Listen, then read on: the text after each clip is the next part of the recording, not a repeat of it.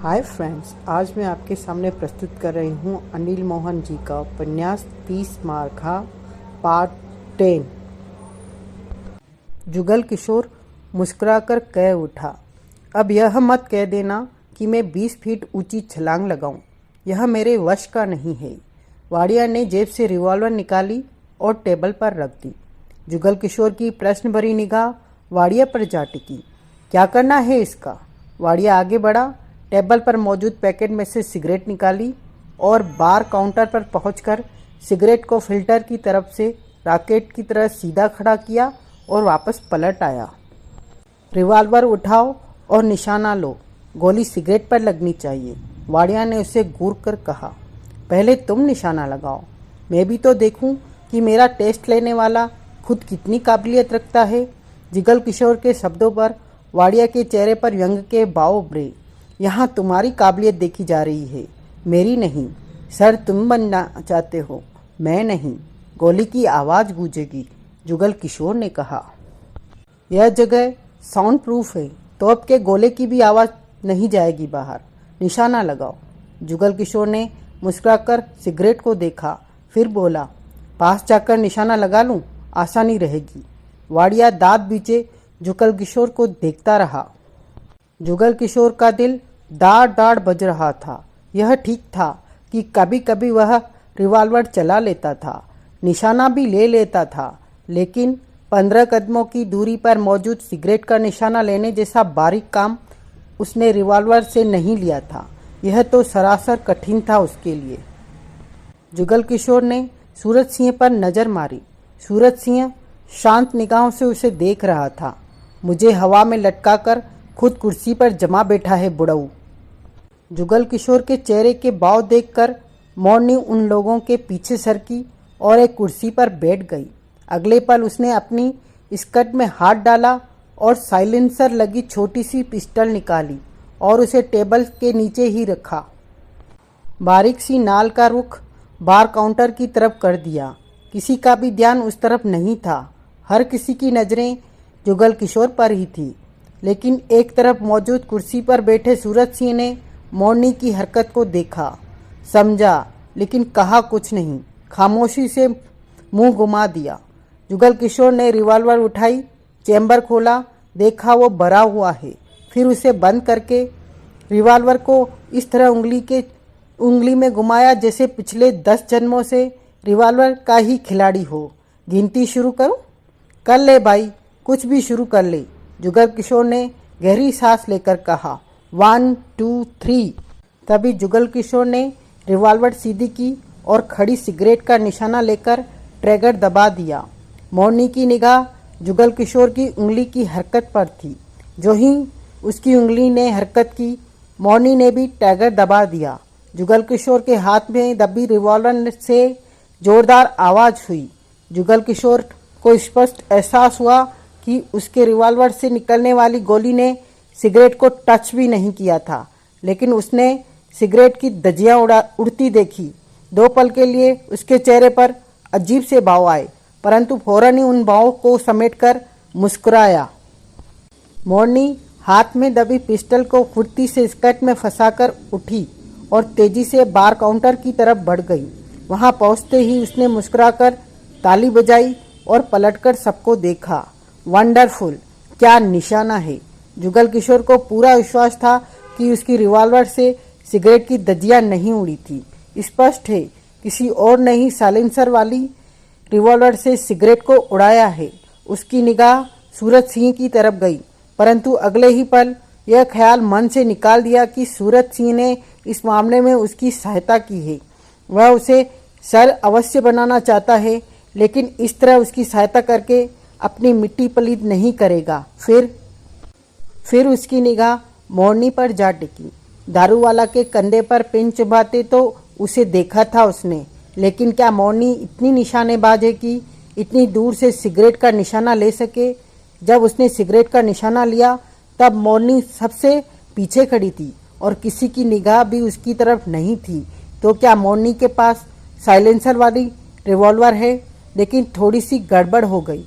गोली चलने की आवाज़ एक ही थी, परंतु गोलियां 2 चली थी। इस कारण काउंटर के पीछे रैंक में पड़ी बोतलों में से 2 तरफ की बोतलें टूटी थी। भीमराव के अलावा 2-3 की आंखें सिकुड़ी। यह क्या? रूप सिंह बोला। गोली एक चली, लेकिन अलग अलग 2 बोतलें टूटी। 2 गोलियां चली है। भीमराव दांत पींचकर जुगल किशोर को देखने लगा। जुगल किशोर चेंबर खोलकर देखा, फिर वाड़िया की तरफ बढ़ाकर बोला, चेंबर चेक कर लो और भीमराव को तसल्ली करा दो कि एक ही गोली चली है, एक ही आवाज आई है। वाड़िया ने होठ सख्ती से समेटे रिवॉल्वर लेकर देखा। गोलियां 2 चली है, तभी तो दूसरी तरफ की बोतल टूटी है, गिरीश ने कहा। मोरनी काउंटर के पीछे पहुंची और वहां कांच उठाने लगी। बेकार की बातें मत करो, दूसरी बोतल टूटने की वजह मैं बता देता हूँ। सिगरेट को निशाना बनाती गोली जब रैंक पर मौजूद बोतलों पर लगी तो बोतल का बड़ा सा टुकड़ा छिटक कर 3 फुट दूर खड़ी बोतल से टकराया, वो भी टूट गई। समझे, एक ही गोली चली है।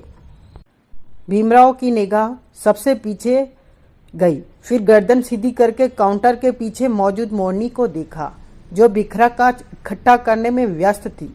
मोरनी, भीमराव का स्वर शांत हो गया। यहाँ आना। मोरनी फौरन उठी, हाथ झाड़ते हुए काउंटर के पीछे से निकलती हुई बोली, क्या? पास आओ। भीमराव की पेनी निगाह मोरनी पर थी। मोरनी 1 कदम आगे बढ़ी और भीमराव से 4 कदम पहले आकर रुक गई। जुगल किशोर ने जब फायर किया तो तुम कहाँ थी? भीमराव ने पूछा। इस सवाल का मतलब मोरनी के माथे पर बल पड़े। पहले जवाब दो, मतलब भी समझ में आ जाएगा। भीमराव का लहजा शांत था। मैं सिवाय सर के और किसी की बात का जवाब नहीं देती। मोरनी के सर तीखा हो गया। भीमराव ने सूरज सिंह को देखा। सर, मैं मोरनी से पूछना चाहता हूँ। पूछो, सूरज सिंह ने शांत स्वर में कहा। गोली चलने के वक्त तुम कहाँ खड़ी थी? भीमराव ने उसे देखा।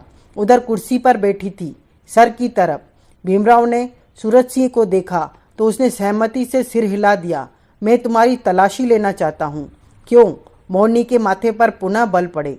मुझे शक है कि 2 गोलियां चली है। तुम्हारी गोली चलाई हुई गोली से सिगरेट ने उड़ाया है। भीमराव ने कहा। दिमाग खराब हो गया है तुम्हारा। मोरनी की आवाज़ तेज हो गई। तुम्हारी हिम्मत कैसे हुई? ठीक शब्दों का इस्तेमाल करो। भीमराव का स्वर सख्त हुआ। हम बात कर रहे हैं, झगड़ा नहीं। तुम मुझ पर इल्जाम लगा रहे हो। मोरनी ने तीखे स्वर में कहा। मैं सिर्फ अपनी तसल्ली कर रहा हूँ और तसल्ली करना गुनाह नहीं। मुझे शक है कि 2 गोलियां चली है। अगर वास्तव में 2 गोलियां चली है तो दूसरी गोली तुमने ही चलाई है, क्योंकि तुम्हारे जबरदस्त निशाने से मैं अच्छी तरह वाकिफ हूँ। मैं देखना चाहता हूँ कि तुम्हारे पास रिवॉल्वर है या नहीं। बेवकूफ़ इंसान, मैं गोली क्यों चलाऊंगी? मोरनी ने पहले जैसे स्वर में कहा। अगर चलाई होती तो फायर की आवाज़ न आई होती। तुम लोगों के मामले में मेरा दखल देने का क्या मतलब? तुम्हें रिवॉल्वर पर, पिस्टल पर साइलेंसर लगाकर रखने का शौक है। भीमराव ने सपाट स्वर में कहा। अगर तुमने गोली चलाई तो इसलिए आवाज़ नहीं आई होगी। मोरनी ने गुस्से भरी निगाहों से सूरज सिंह को देखा। सर, भीमराव खामखा का इल्जाम मुझ पर लगा रहा है। भीमराव के दिमाग में अगर कोई शक पैदा हुआ है तो उसे दूर हो जाना चाहिए। तलाशी दे दो। मोरनी ने होठ बींचकर भीमराव को देखा। भीमराव तलाशी के लिए मोरनी के पास पहुंचा। अपने हाथों को संभालकर तलाशी लेना भीमराव, मोरनी ने सुलगते स्वर में कहा। भीमराव ने तलाशी ली, अच्छी तरह से ली, परंतु पिस्टल नहीं ली। हो गई तसल्ली, मोरनी ने कड़वे स्वर में कहा। भीमराव, सच्चाई का सामना करो। जुगल किशोर वास्तव में काबिल इंसान है। हो सकता है वो सर बनने की पूरी काबिलियत रखता हो। कहने के साथ ही मोरनी पलटी और बार काउंटर के पास बिखरे दोनों बोतलों के कांच उठाने लगी। इसी बीच सावधानी से उसने एक तरफ पड़ी साइलेंसर लगी पिस्टल उठाकर अपनी स्कर्ट में फंसा ली। करीब 10 मिनट लगाए मोरनी ने सारा बिखरा कांच उठाने को। कांच को डस्टबिन में डाला और वहां पड़े नैपकिन से हाथ साफ करके बाहर आ गई। इस दौरान वे सब परेशानी भरे अंदाज से खामोश खड़े रहे। वाड़िया, भीमराव ने सख्त स्वर में कहा, मुझे पूरा विश्वास है कि 2 गोलियां चली है। दूसरी गोली साइलेंसर वाली रिवॉल्वर से चली है। उसी ने सिगरेट को उड़ाया है। मैं तुम्हारी बात से सहमत हूँ, नटवर ने सोच भरे स्वर में कहा। यह साबित करने के लिए हमें बार काउंटर के पीछे 2 गोलियां तलाशनी होगी, तभी हम सच हो सकते हैं। वाड़िया ने गंभीर स्वर में कहा। आखिर गोलियां तो वही होंगी। हाँ, यह ठीक रहेगा। भीमराव बार काउंटर की तरफ बढ़ता हुआ बोला। नटवर, रूप सिंह, आओ गोलियों को ढूंढते हैं। बार काउंटर खाली करो। नटवर, रूप सिंह के साथ गिरीश भी उस तरफ बढ़ गया। मोरनी अपनी जगह शांत सी खड़ी रही। जुगल किशोर ने मोरनी को देखा, फिर कुर्सी पर जा बैठा। रिवॉल्वर से निकली गोलियों को ढूंढने के लिए 20 मिनट तक उन्होंने भरपूर मेहनत की, लेकिन उन्हें जुगल किशोर की चलाई गोली तो लकड़ी में घसी मिली, परंतु मोरनी की पिस्टल से चली गोली नहीं मिली और न ही उसका कोई निशान था। मिलता भी कैसे? वो गोली लकड़ी के जोड़ में जा फंसी थी। बोतलों के टुकड़े साफ करते हुए मोरनी ने आसानी से नन्ही सी बुलेट को निकालकर विस्की की एक बोतल में डाल दिया था। लकड़ी के जिस जोड़ में वो गोली फंसी थी, कांच के टुकड़े से सबकी निगाहों में छिपकर उस जगह को पलों में ही इस तरह टेढ़ा सा बना दिया था कि यही लगे कि तीव्र गति से आए शीशे के टुकड़े ने लकड़ी की हालत बिगाड़ दी है। यही वजह रही, वे लोग सोच भी नहीं सके कि जिस गोली की या उसमें घसने की जगह तलाश कर रहे हैं वो यही है। आखिरकार वाड़िया बोला, लगता है हम लोगों को ही धोखा हुआ है। गोली एक ही चली है, ये कैसे हो सकता है? अब तो कहना ही पड़ेगा कि यही हुआ है, गिरीश ने कहा। तभी सूरज सिंह बोल उठा, मेरे ख्याल से तुम लोग अब वक्त खराब कर रहे हो। जुगल किशोर के 2 टेस्ट हो चुके हैं और दोनों में वो पास हुआ है। बेहतर होगा कि अब आगे बढ़ा जाए। अपनी काबिलियत दिखाने के लिए वह और क्या करे। इससे पहले कोई और कुछ कहता, जुगल किशोर शांति से कह उठा, मैंने 6 टेस्ट देने हैं। तुम सबकी तसल्ली के लिए 2 दे दिए हैं, 2 कल और बाकी के 2 आखिरी परसों। एक के बाद एक करके 6 टेस्ट अभी देने की मैं जरूरत नहीं समझता। हमें भी कोई जल्दी नहीं है। भीमराव ने उसे घूरा। सूरज सिंह उठ खड़ा हुआ। शाम के 7 बज रहे थे। सूरज सिंह अपने बेडरूम में था। वह कपड़े चेंज कर चुका था। कुर्सी पर बैठा जुगल किशोर सिगरेट के कश ले रहा था। सूरज सिंह काफी देर से टहल रहा था। काफी देर से उन दोनों के बीच में कोई बातचीत नहीं हुई थी। तभी मोरनी ने भीतर प्रवेश किया। हाथ में छोटी सी ट्रे थी जिस पर कटोरी में सूप था। टेबल पर कटोरी रखती हुई बोली, सर सूप। सूरज सिंह बिना कुछ कहे टेबल के पास पहुंचा और कुर्सी पर बैठकर सूप का टेस्ट लिया। मोरनी, आज तुमने बड़ी बेवकूफ़ी की, सूरज सिंह बोला। मोरनी खामोश रही। क्या जरूरत थी तुम्हें इस तरह फायर करने की? सूरज सिंह ने उसे देखा। यह सब मैंने आपकी इच्छा को ध्यान रखकर किया है, मोरनी ने शांत स्वर में कहा। मेरी इच्छा? हाँ सर, आप चाहते हैं कि जुगल किशोर आपकी जगह ले और ओहदेदार ऐसा नहीं होना देने चाहते। वो पूरी कोशिश कर रहे हैं कि जुगल किशोर को नाकारा साबित कर दें और वे अपनी इस कोशिश में सफल भी हो जाएंगे, क्योंकि उनके मुकाबले जुगल किशोर खास एक्सपर्ट नहीं है, मोरनी बोली। इसकी फिक्र मत करो, 2 महीनों में जुगल किशोर को हर चीज में मैं मास्टर बना दूंगा। कहते हुए सूरज सिंह ने जुगल किशोर पर नजर मारी।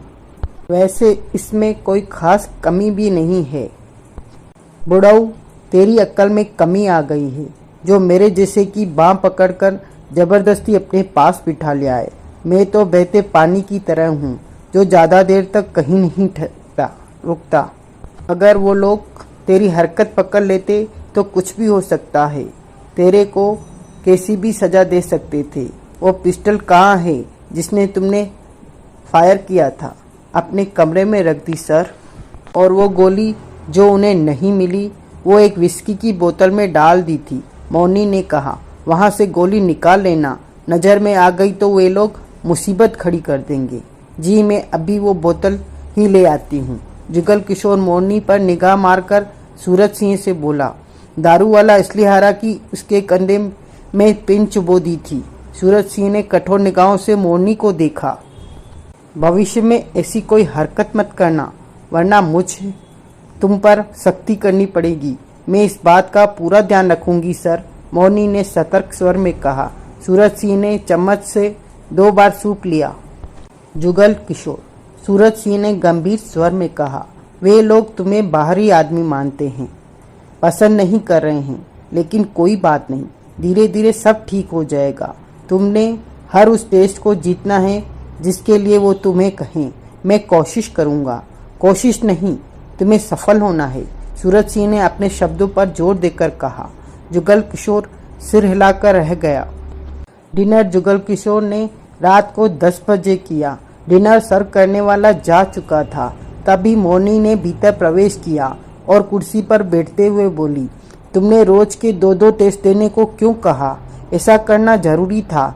जुगल किशोर ने डिनर शुरू किया।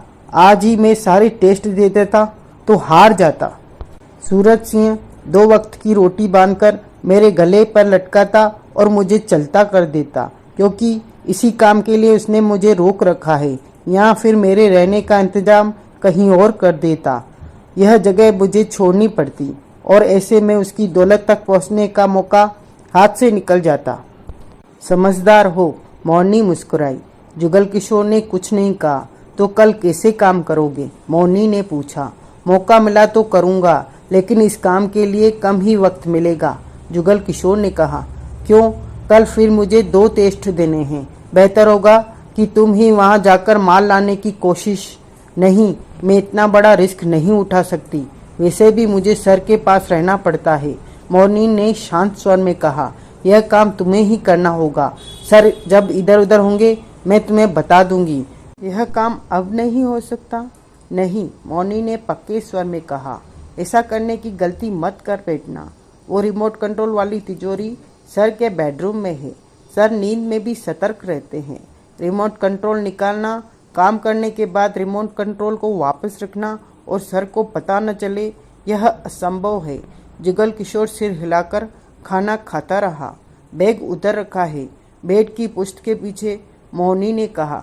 जुगल किशोर ने बेड की पुष्ट की तरफ देखा। मोनी उठ खड़ी हुई। डिनर लेने के बाद आऊं? क्या करने? जायदाद पर साइन करवाने। आज नया पाठ बताऊंगी। कहने के साथ ही मोनी बाहर निकल गई। सारे पाठ पढ़ाकर ही दम लेगी यह। बुढ़ाऊ ने तो कब से पढ़ने को मना कर दिया होगा। मैं साबित नहीं कर पा रहा हूँ, लेकिन दावे के साथ कहता हूँ कि जब जुगल किशोर ने गोली चलाई थी तब ठीक उसी वक्त एक और गोली चली थी। साइलेंसर लगी रिवॉल्वर से गोली चली थी और मोनी को शुरू से ही शौक है रिवॉल्वर पर साइलेंसर लगाकर रखने का। मोनी की चली गोली से ही सिगरेट की धज्जियां उड़ी थी, लेकिन हैरानी है कि न तो गोली का निशान मिला और न ही गोली। भीमराव एक एक शब्द चबाकर सबको देखता हुआ कह रहा था, वही कल वाला गोदाम का केबिन। आज वहाँ अमरपाल, रूप सिंह, दारूवाला, गिरीश, नारायण दास, नटवर, वाड़िया और भीमराव मौजूद थे। वक्त करीब रात के 12 बजे थे। टेबल पर विस्की की 2 बोतलें खुली हुई थी और सबके गिलास उनके पास पड़े हुए थे। मैं तुम्हारी बात से सहमत हूँ, यकीनन ऐसा हुआ है, दारूवाला सख्त स्वर में कह उठा। पंजा लड़ाने में जब जुगल किशोर हारने जा रहा था तो किसी ने मेरे कंधे में जोरों से सुई या पिन चुबो दी थी। पहले तो मैंने समझा था यह काम हम में से ही किसी ने किया है, लेकिन अब ध्यान आ रहा है उस वक्त मोरनी मेरे पास ही आ खड़ी हुई थी और सुई चुभते ही फौरन हट गई। उसी चुभन की वजह से मेरा दबाव कम हुआ और जुगल किशोर जीत गया। कई पलों तक उनके बीच में खामोशी रही। दारूवाला ने अपना गिलास खाली करके नया तैयार कर लिया। मुझे गड़बड़ लग रही है। वाड़िया गिलास में से छोटा सा घूंट लेकर कह उठा। क्या गड़बड़? नटवरलाल बोला। सर यानी सूरज सिंह। वाड़िया का लहजा कठार हो गया। हर कोशिश करके जैसे भी हो जुगल किशोर को अपनी जगह बिठाना चाहते हैं। इस काम में मोनी बराबर उनका साथ दे रही है। अमरपाल जहरीले ढंग से हंसा। भीमराव के चेहरे पर सर्द भाव आ गए। गिरीश ने दांत बींच लिए। तो तेरा क्या ख्याल है? इस तरह वो जुगल किशोर को अपनी जगह पर बिठा लेंगे? अमरपाल की आवाज़ में दरंगदगी भर आई। हम मर गए हैं क्या? यह तो तय है कि जुगल किशोर सर नहीं बनेगा। उस कुर्सी पर हम में से ही किसी का हक है। हम में से ही कोई बैठेगा। कौन बैठेगा? सर को यह छूट हमें ही देनी चाहिए। इस बात का फैसला हम आसानी से कर सकते हैं, गिरीश ने कहा। लेकिन यह तभी होगा जब जुगल किशोर रास्ते से हटे, रूप सिंह बोला। जुगल किशोर को रास्ते से हटाने से काम नहीं चलेगा। भीमराव ने सुलगती आवाज में कहा। सर तुरंत समझ जाएंगे कि यह हम लोगों की हरकत है। ऐसे में हम अपना नुकसान कर लेंगे। यह ठीक है कि सर की उम्र 70 बरस हो गई है, लेकिन अंडरवर्ल्ड में अभी भी हमारी कम और उनकी ज़्यादा चलती है। वह चाहे तो हमारा एक यह ठीक है कि सर की उम्र 70 बरस हो गई है, लेकिन अंडरवर्ल्ड में अभी भी हमारी कम और उनकी ज़्यादा चलती है। वह चाहे तो उनका एक इशारा हम सबको खत्म कर सकता है। सबकी निगाह भीमराव पर जा टिकी। तुम कहना क्या चाहते हो? दारू वाला बोला। यह तो सबके सामने ही है कि सर हमारा हक मार रहे हैं। जिस कुर्सी पर हम में से किसी का हक होना चाहिए, वो जुगल किशोर के नाम ऐसे इंसान को दी जा रही है जिसके बारे में हम कुछ भी नहीं जानते। भीमराव के गुस्से से भरे स्वर में गंभीरता भी थी। यहाँ तक मुझे लगता है कि सर हमारे साथ ड्रामा कर रहे हैं। वो तय कर चुके हैं कि उनकी कुर्सी पर जुगल किशोर ही बैठेगा, तो वे उसको बिठा कर ही रहेंगे। हम कुछ नहीं कर सकते। आवाज़ उठाएंगे तो मरेंगे। इस सारे झगड़े की जड़ जुगल किशोर नहीं, खुद सर हैं। भीमराव के चुप होते ही वहाँ पेना सन्नाटा छा गया। सब एक दूसरे का चेहरा देखने लगे। मैंने पूछा है, आखिर तुम कहना क्या चाहते हो? दारू वाला ने पुनः पूछा। समझे नहीं? समझ गया, वाड़िया ने शांत स्वर में कहा, लेकिन तुम्हारे मुंह से सुनना चाहता है। मुंह से तो तब कहूँ जब तुम लोग रजामंद हो। रजामंद ही है, जो नहीं है वो हो जाएगा। तुम अपनी बात पूरी करो। अमरपाल कह उठा। भीमराव ने सबको बारी बारी देखा, फिर दरिंदगी भरे स्वर में कह उठा। झगड़े की जड़ को ही खत्म कर दिया जाए तो सब कुछ ठीक हो जाएगा। सर को? हाँ। वहाँ पेना सन्नाटा छा गया। हर कोई एक दूसरे का मुंह देख रहा था और घूट भर रहा था। बोलना चाहते हुए भी हर कोई चुप था। भीमराव, तुमने ज़्यादा बड़ी बात नहीं कह दी क्या? नारायण दास गंभीर स्वर में बोला। क्यों? सर को खत्म करना खेल है क्या? सर की मौत की खबर से तो अंडरवर्ल्ड में हलचल पैदा हो जाएगी। वो जगनलाल को जो छिपकर वार करता फिर रहा है, वो अपने आदमियों के साथ तुरंत सामने आ जाएगा और सर के सारे धंधे कब्जा करने की कोशिश करेगा। ये सर का दबदबा ही है कि जगनलाल चूहे की तरह छिपा रहता है। पुलिस हमारी तरफ हाथ नहीं बढ़ाती। जरूरत पड़ने पर हमारे आदमी हमारे लिए जान की बाजी लगा देते हैं। हमारे रास्ते में आने से पहले सामने वाला 10 बार सोचता है। सर के खत्म होते ही हमारा वजूद चौथाई से भी कम हो जाएगा, यानी कि हमारी दाग खत्म। तुमने सर को कम आंका है भीमराव। अगर सर अपनी मर्जी से हम में से किसी को सर बनाए और खुद ठीक ठाक एक तरफ बैठ जाए तो सब ठीक चलेगा। समझो कि हमारी ताकत सर की सांसों में बंद है। नारायण दास ने शांत, स्थिर और गंभीर स्वर में कहा। भीमराव के दांत बिछ गए। नारायण दास का कहना गलत नहीं है, वाड़िया ने गंभीर स्वर में कहा। तो फिर वो जुगल किशोर को हमारा बड़ा बनाने की क्यों तुले हुए हैं? हमारा हक हमसे क्यों छीन रहे हैं, जबकि हम जुगल किशोर से कहीं अच्छी तरह अपने धंधे को संभाल सकते हैं। तुम ठीक कहते हो, सर जुगल किशोर के प्रभाव में हैं, तभी तो हमारी तरफ ठीक से ध्यान नहीं दे पा रहे हैं। जुगल किशोर का भूत उनके सिर से उतारना होगा। मेरे ख्याल से पहले बाकी के 4 टेस्ट जुगल किशोर से ले लिए जाएं। वो सब खामोखा की बातें समझा करो। इस दौरान हमें भी कुछ वक्त मिलेगा। हम भी ठीक से सोच समझ लेंगे कि जुगल किशोर का पता काटने के लिए क्या किया जाए। यह काम जल्दबाजी से होने वाला नहीं है। 2 पल के लिए सब चुप हो रहे। अमरपाल की यह बात ठीक है। तब तक हम भी कोई फैसला ले लेंगे। जल्दबाजी करने से काम बिगड़ेगा, बनेगा नहीं। हमें यह सोचना चाहिए कि कल जुगल किशोर की क्या परीक्षा की जाए। कल की परीक्षा के बारे में तो मैं नहीं जानता, भीमराव कड़वे स्वर में बोला, लेकिन आखिरी परीक्षा क्या होगी वो मैं सोच चुका हूँ, और उसमें वो फंसा ही फंसा। कैसी परीक्षा? उसे आखिर के लिए ही रहने दो। आखिर हमें भी तो मजे लेने दो। भीमराव मौत भरे स्वर में कह उठा। मतलब कि आखिरी परीक्षा में जुगल किशोर से हमारी जान छूट जाएगी? ख्याल तो ऐसा ही है। कहते हुए भीमराव जहरीले स्वर में हंस पड़ा। कल के 2 टेस्ट उसे और दे देने दो। परसों उसे पता चलेगा कि ऐसे टेस्ट भी होते हैं हमारे धंधे में। अगले दिन सुबह 9 बजे जुगल किशोर का नाश्ता आया और साथ में आई मोरनी।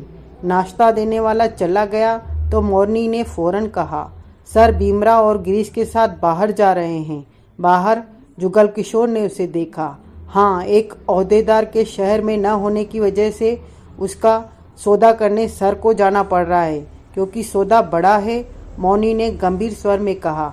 सर की वापसी लंच के आसपास ही होगी। दोनों ने एक दूसरे की आंखों में जाकर समझ गया। जुगल किशोर के होठ सिकुड़े। सर के जाने के बाद मैं आऊँगी। मौनी वहाँ से चली गई। जुगल किशोर ने नाश्ते पर निगाह मारी, फिर बेड की तरफ बढ़ा जिसकी पुश्त के पीछे कल मौनी ने बैग रखने की बात कही थी। जुगल किशोर ने बैग देखा।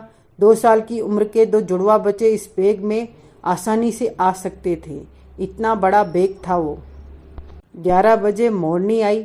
जुगल किशोर ने प्रश्न भरी निगाहों से उसे देखा। मौका अच्छा है, मौनी मुस्कुराई। सर गए और 2 घंटे से पहले लौटेंगे नहीं।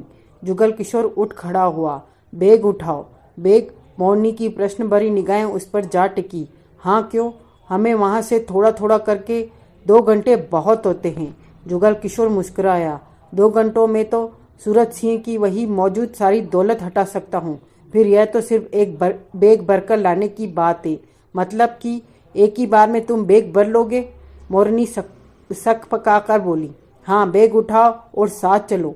मैं भी साथ चलूं? क्यों? साथ चलने में तेरा क्या खर्चा होता है? जुगल किशोर ने उसे घूरा। मैंने तो पहले ही कहा था मैं साथ नहीं चलूंगी, क्योंकि तेरे को सर के साथ रहना पड़ता है और अब सर है नहीं। दूसरा कोई इस तरफ आ नहीं सकता। बैठकर खाने की आदत छोड़ दो, काम किया कर। चल, मुझे वहाँ जाने से डर लगता है। फालतू की बात मत करो, जुगल किशोर ने उखड़े स्वर में कहा। जब आधा मार लोगी तब डर नहीं लगेगा। मोरनी गहरी सांस लेकर उस तरफ बढ़ी जहां बैग पड़ा था और फिर दोनों बैग सहित वहां से निकले और सूरज सिंह के बेडरूम में पहुंचे। दीवार पर टंगी पेंटिंग के पास पहुंचकर ठिठके। मोरनी के चेहरे पर अब घबराहट हावी होने लगी थी। खोलो। मोरनी ने सूखे होठों पर जीभ फेरी। तुम्हें कॉम्बिनेशन नंबर मैंने बताया था, तुम खोलो। डायलॉग बड़े बड़े मारती हो और जब हाथ पांव काँप रहे हैं। जुगल किशोर ने बहस नहीं की और मोरनी के बताए नंबरों के दम पर तिजोरी को खोला। भीतर वही नक्शा था। 2-3 रिवॉल्वर और रिमोट कंट्रोल पड़ा था। जुगल किशोर का दिल जोरों से उछला, गले तक आया, फिर वापस अपनी जगह पर आ गया। वो सिर्फ रिमोट कंट्रोल ही नहीं, अरबों की दौलत थी। जुगल किशोर को लगा उसके भाग्य के द्वार खुल रहे हैं। उसने खुद को संभाल कर रिमोट कंट्रोल उठाया और तिजोरी बंद करके मौनी को देखा, जिसके चेहरे की खूबसूरती गायब हो चुकी थी। वहाँ घबराहट नाच रही थी। क्या हुआ तुम्हें? कुछ नहीं, उसने हड़बड़ाहट कर कहा। अपने थोबड़े की सुइयाँ ठीक करो, कुछ और बजा पाकर मैं गलत ट्रेन में न चढ़ जाऊं। मौनी ने अपने चेहरे की सुइयाँ ठीक करने की चेष्टा की। तुम नहीं जानते सर कितने खतरनाक है, मौनी सूखे स्वर में बोली। अगर उन्हें शक भी हो गया कि मैंने कुछ गड़बड़ की है तो वो मेरी तुरंत गर्दन कटवा देंगे। सूरज सिंह से पूछकर यह काम करती, जुगल किशोर उखड़े स्वर में बोला। चलो अब। दोनों वहां से निकले और उस तरफ बढ़ गए जहां सूरज सिंह की दौलत मौजूद थी। दूसरे ही मिनट वे दोनों उस दरवाजे के सामने खड़े थी। दोनों की निगाहें मिली। दरवाज़ा खोलो, मौनी ने उबड़ खाबड़ स्वर में कहा। जुगल किशोर ने रिमोट कंट्रोल दरवाजे की तरफ किया और बटन दबाया। निशब्द दरवाजा एक तरफ सरक गया। दोनों के दिल तेजी से धड़कने लगे। निगाहें मिली, फिर जुगल किशोर सूखे होठों पर जीभ फेरकर भीतर प्रवेश कर गया। 2 कदम आगे बढ़कर ठिठका और पलटकर बाहर खड़ी मोरनी को देखा। अब वहीं खड़ी रहेगी क्या? घबराई कांपती टांगों से मोरनी आगे बढ़ी। एक हाथ में खाली बैग शक्ति में दबा रखा था। जुगल किशोर के पास पहुंचकर इस तरह खड़ी हो गई जैसे घने जंगल में खड़ी हो और डर हो कि कहीं शेर आकर उसे खा न जाए। जुगल किशोर उसके सिर चढ़े डर को महसूस करते बोला, क्या हो गया है तुम्हें? तुम तो मुझसे ज़्यादा बहादुर हो। याद है जब तुमने सिगरेट को निशाना, सर आ जाएंगे। मौनी ने सूखे हाथों पर जीभ फेरी। जल्दी करो। जुगल किशोर समझ गया कि सूरज सिंह इसके सिर पर डंडा लिए खड़ा है। उसे समझाने का कोई फायदा नहीं, अपने पैरों पर खड़ी है, यही बहुत है। जुगल किशोर आगे बढ़ा और उस वाले बॉक्स के सामने पहुंचा जहां हीरे जवाहरात मौजूद थे। रिमोट कंट्रोल को सीधा करके बटन दबाया तो दीवार का थोड़ा सा हिस्सा पहले के बाती बेआवाज जमीन में प्रवेश करता चला गया। सामने आंखों को चुंधियाने वाले हीरे जवाहरात नजर आने लगे। जुगल किशोर का दिल बेकाबू होने लगा। मोरनी फटी फटी आंखों से हीरे जवाहरातों के अंबार डेढ़ को देखे जा रही थी। मैंने कभी सोचा भी नहीं था कि यहाँ पर इस तरह अकेली आ सकूंगी। मोरनी के होठों से कांपता स्वर निकला। अभी तो बहुत कुछ ऐसा होगा जिसके बारे में तूने सोचा भी नहीं होगा। जुगल किशोर ने उसके हाथ से बैग लिया और दोनों हाथों से उसे खोलकर खड़ा हुआ। दोनों हाथों से हीरे जवाहरात उठा उठाकर बैग में ठूसो। मोरनी की हालत अपने आपे में नहीं थी। जल्दी करो, नहीं तो सूरज सिंह आ जाएगा। यह सुनते ही मोरनी सब कुछ भूल भाल कर आगे बढ़ी और हीरे जवाहरातों को भर भर कर बैग में ठूसने लगी। यह कहते हुए वहां उसकी सांसों की आवाज़ तेजी से गूंज रही थी। तीसरे मिनट में ही वो बैग पूरा का पूरा भर गया। अब उसमें और कुछ आने की गुंजाइश ही नहीं थी। जुगल किशोर ने बैग की जिप बंद की और हीरे जवाहरातों वाली जगह पर नजर मारी। देखकर जरा भी महसूस नहीं हो रहा था कि बैग भरकर वहां के हीरे जवाहरात निकाले गए हैं। जो हीरे जवाहरात नीचे गिरे हैं उन्हें वापस डाल दो, वरना सूरज सिंह आया और यहाँ बिखरे पाकर समझ जाएगा कि यहाँ पर कोई आया था। जुगल किशोर बोला। मोरनी ने जल्दी ही ऐसा किया। फिर जुगल किशोर ने रिमोट कंट्रोल का बटन दबाकर उस जगह को बंद कर दिया और रिमोट कंट्रोल की तरफ करके बटन दबाया जिस तरफ नोट पड़े थे। वहां की दीवार नीचे सरक गई। सामने ही नोटों की गड्डियों का ढेर नजर आने लगा। वह हिसाब नहीं लगा पाया कि यह कितनी नकदी होगी। यह क्या कर रहे हो? मोरनी ने हड़बड़ाए स्वर में कहा। जुगल किशोर ने हाथ बढ़ाकर 500 के नोट की एक गड्डी उठाई और जेब में डालते हुए मुस्कुराकर मोरनी को देखा और हंसकर बोला, यह शगुन होता है, नकद नारायण, शगुन। तुम नहीं समझोगी। कहने के साथ ही जुगल किशोर ने रिमोट कंट्रोल का बटन दबाकर नोटों वाली जगह बंद की और पलटते हुए बोला, चलो बैग तो उठाओ। उसे उठाना मेरे वश का नहीं है। जुगल किशोर ने बैग उठाया। दोनों उस कमरे से बाहर निकले। रिमोट कंट्रोल का बटन दबाकर उस आखिरी दरवाजे को भी बंद किया और वापस पहुंचे। रिमोट कंट्रोल को सूरज सिंह की तिजोरी में वापस रखा। तिजोरी बंद की और पेंटिंग वैसे ही तिजोरी के आगे कर दी। इसके बाद वे दोनों बैग सहित सुख शांति से बेडरूम में पहुंच गए। बैग को खुले में रखना ठीक नहीं है, उसे बेड के नीचे रख दो। मोरनी का स्वर खुशी से भरी उत्तेजना से थरथरा रहा था। जुगल किशोर ने उस बड़े बैग को जैसे तैसे करके बेड के नीचे फिट किया। वह भी इस बात को महसूस कर रहा था कि कितनी बड़ी दौलत को उसने बेहद आसानी से हासिल कर लिया है। ये सारा काम करके जुगल किशोर ने सिगरेट छिड़काई और बैठते हुए बोला, चाय का इंतजाम करो। जुगल किशोर ने चाय का घूंट भरा। मोरनी ने कांपते हाथों से चाय का प्याला उठाया, थरथराते होठों से लगाकर किसी तरह घूंट भरा और प्याला वापस रखा तो कप जोरों से प्लेट से टकराया। संभल के, अब तू क्यों हिली जा रही है? जुगल किशोर ने कहा, जबकि वह खुद भी अंदर से हिला हुआ था। मैं ठीक हूँ, मोरनी ने हिम्मत इकट्ठी करते हुए कहा। तू ठीक है तो फिर धड़कने बजने की आवाज़ कहाँ से आ रही है? इस माल के साथ ज़्यादा देर यहाँ रहना ठीक नहीं है, पकड़े जा सकते हैं। जुगल किशोर बोला। मैं भी यही सोच रही हूँ। रास्ता साफ है, निकल चलें। कई आदमी हैं यहाँ, बंगले में हर वक्त तगड़ा पहरा रहता है। मोरनी ने कहा, तेरे को नहीं रोकेंगे वो। मैं तो निकल जाऊंगी, लेकिन तुम्हारे लिए कोई भी परेशानी खड़ी कर सकता है। मोरनी बोली। हो सकता है सर ने कह रखा हो तुम्हें बाहर न जाने दिया जाए। तुम्हारे साथ होने से मुझे रोका क्यों जाएगा? हाँ, तुम्हें बाहर ले जाना मेरी हद से बाहर की बात है।